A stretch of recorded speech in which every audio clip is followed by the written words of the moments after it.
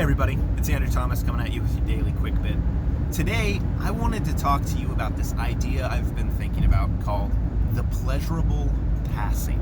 Now, you can thank me, I invented the term myself, and you can all ridicule me with how dumb it is, but it's kind of a play on words with the idea of no pain, no gain. And I want to put an emphasis on this idea that if you enjoy the pleasures of life, that's not a bad thing. If you relax and take the comfortable, easy route, again, not the worst things in the world, but your opportunities, your success, your potential will be passing away.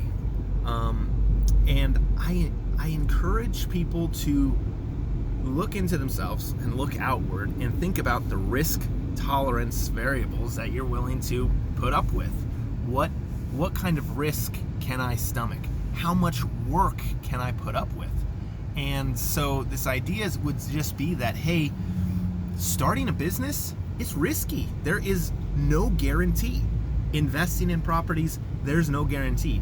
Yes, you can go get your 9-to-5 job and you can go work, and there is books and thousands and millions of examples of people who work their hours and they get their money and they get their benefits and they go home and then they repeat and they live to work and they work to continue living.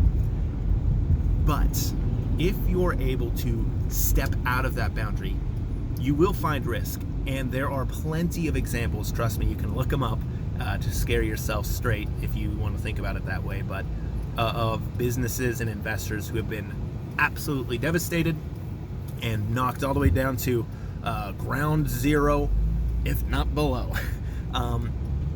But I wanted to take this idea and actually push a little further, this idea of no pain, no gain, and pushing further. Now, real estate investing is one of the most powerful, and here's the key word, investments. Now, I know a lot of people who own real estate portfolios and would say, I am certainly a business owner, and they're not wrong. But there are different kinds of business owners out there. For example, if you're in the manufacturing or services industry, there is a lot more income potential sometimes. It's also a lot more risky. You're taking something and you're providing a service to individuals that you don't have a lease guaranteeing that you're going to make that money. You don't necessarily have a hard asset like a property that is accruing equity and appreciating and standing before your eyes insured.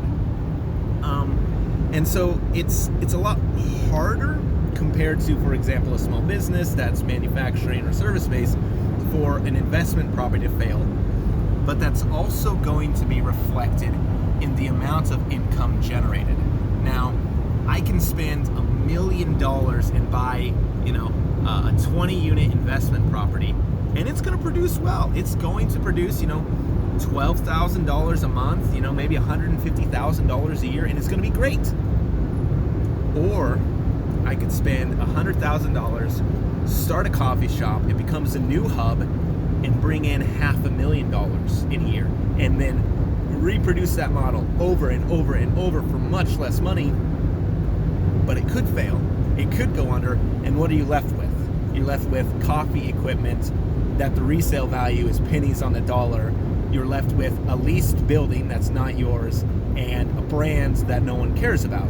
Whereas in your investment property, you can at least resell the property, hopefully for close to what you bought it for, if not maybe even a little bit more because of appreciation, and there are protections put in place. So I know this has been a longer video today, but I want to encourage people to really do that risk analysis in themselves and think about the differences from, running your 9-to-5 job, the differences of buying that first investment house, or the idea of, hypothetically, starting your own coffee shop.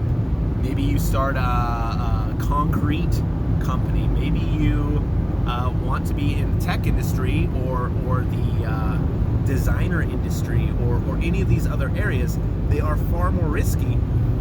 But if your thing sparks, you're on a whole nother level. You are flying, and it gives you potential. So think of investment properties as just that, investments.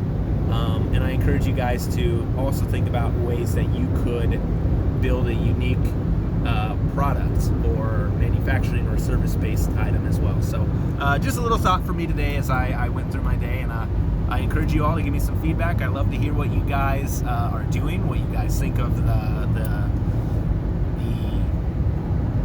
I just